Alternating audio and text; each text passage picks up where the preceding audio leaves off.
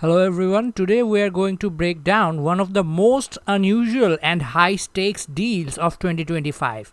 The US government's 9.9% equity stake in Intel. We'll peel back the layers of this landmark agreement, analyze the business implications, the concerns, and what it might mean for Intel and corporate United States going forward. On August 2025, the US government under President Trump agreed to invest $8.9 billion in Intel stock, acquiring around 9.9% of the company.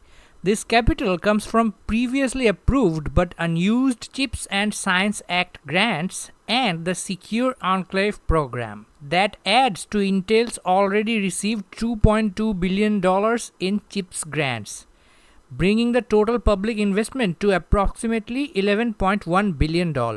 Intel sold 433.3 million shares at $20.47 each. That is below the trading price of $24 to $25. It's a discounted sale, giving taxpayers an equity stake at a bargain. The business terms includes passive ownership, no board seats or governance control, and the government must and will vote with Intel's board, with narrow exceptions. A 5-year warrant allows the government to purchase an additional 5% stake if Intel drops below 51% ownership of its foundry operations. This structure aims to secure US involvement without direct interference, but with strategic conditional leverage. Intel is undergoing a critical turnaround. They had a new CEO in March 2025 amid declining profits, and they have also lost market share to AMD and Nvidia. The company is investing over $100 billion in US expansion, but it's still struggling to secure large foundry customers. The aforementioned deal injects capital, but Intel faces structural challenges, yield issues, client acquisition, and the need for billions more to advance its 14A chip node. Of course, there have been some strategic benefits for Intel after this deal. They got some immediate capital without board pressure or typical investor demands. Short-term stock bump.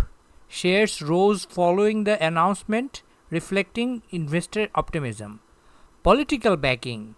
Being anointed by government support can help attract partners and clients. Alignment with national security priorities. It reinforces Intel's role in US semiconductor independence. And obviously there are some risks and business concerns. Dilution of shareholders. Existing investors see reduced equity and voting power. Global market backlash.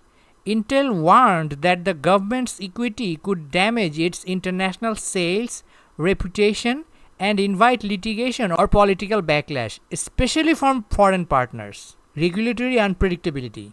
The Commerce Department retains the power to adjust terms based on future law changes. Grant conversion.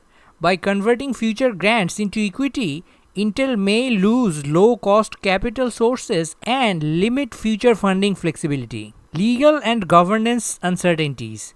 There are concerns about the deal's legality and future legal challenges. There have been mixed market reactions and analyst opinions. People are divided. Some see a stock rally and renewed confidence. Others warn that the deal is insufficient to fix Intel's deeper problems.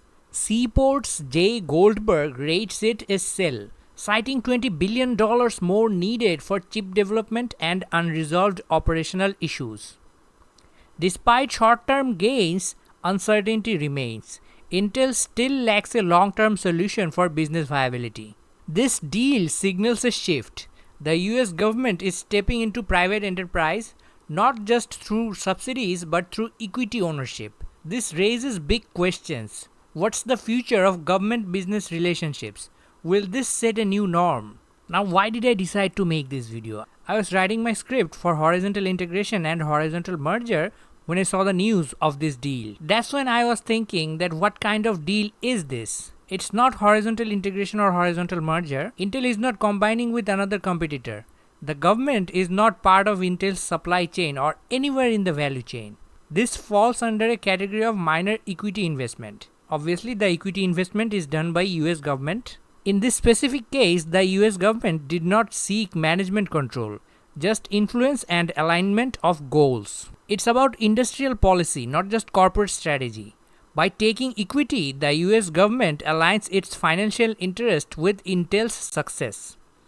This kind of deal is actually rare because governments don't usually buy shares in private corporations unless it is for strategic industries like defense, energy, and semiconductors. Just because I talked about mergers and integrations, don't think this falls under any of that. I was just talking about why I decided to make this video. So to wrap it up, this deal brought Intel much needed capital but at considerable strategic and political cost. It may be a short-term fix, but it does not guarantee long-term success. Now I want to ask you, the viewer, what do you think? Is this a savvy economic intervention or a risky precedent? Share your thoughts in the comments, and obviously don't forget to like, subscribe, and hit that bell icon for more business insights. See you next time.